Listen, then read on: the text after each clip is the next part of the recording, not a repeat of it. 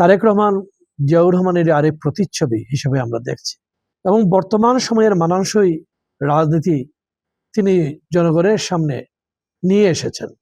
জিয়াউর রহমান যেমনি করে একটি কর্মসূচি, একটি অ্যাকশন, একটি দর্শন আমাদের সামনে উপহার দিয়ে গেছিলেন, যার ভিত্তিতে আজও বাংলাদেশ পরিচালিত হচ্ছে।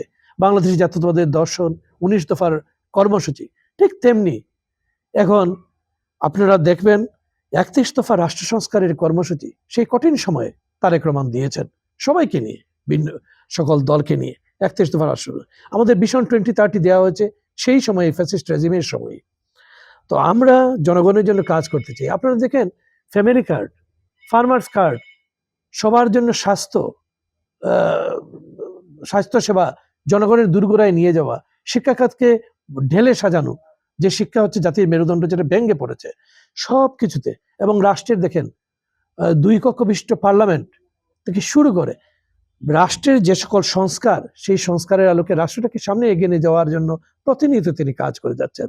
তিনি শহীদ প্রেসিডেন্ট জিয়াউর রহমান যেমন একজন বিশ্বনারী নেতা ছিলেন, ঠিক তেমনি তারেক রহমান দূরদর্শিতা, একজন দূরদৃষ্টি সম্পন্ন নেতা, এবং তিনি অনেক সামনে আগামীর বাংলাদেশকে তিনি স্বপ্ন দেখেন, যে বাংলাদেশ শুধুমাত্র উন্নয়নশীল বা উন্নয়নগামী নয়, যে বাংলাদেশ উন্নত বিশ্বের সাথে তালে তাল মিলিয়ে একটা উন্নত বাংলাদেশ, সমৃদ্ধির বাংলাদেশ পরিণত হবে, এবং সেটা সম্ভব।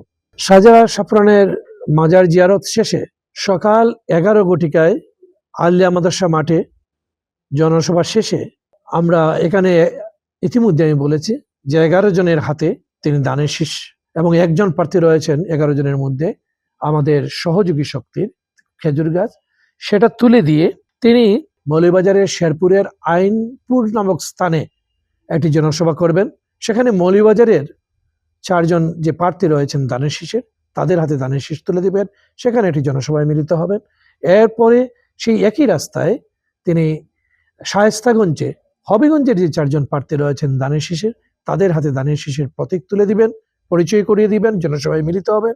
এরপর ব্রাহ্মণবাড়িয়া যাবেন এবং ব্রাহ্মণবাড়িয়া থেকে শুরু করে তিনি সড়ক যুগে ঢাকা পথে রওনা দিবেন। খবরের কাগজ, নিখাদ, নির্ভীক, নিরপেক্ষ।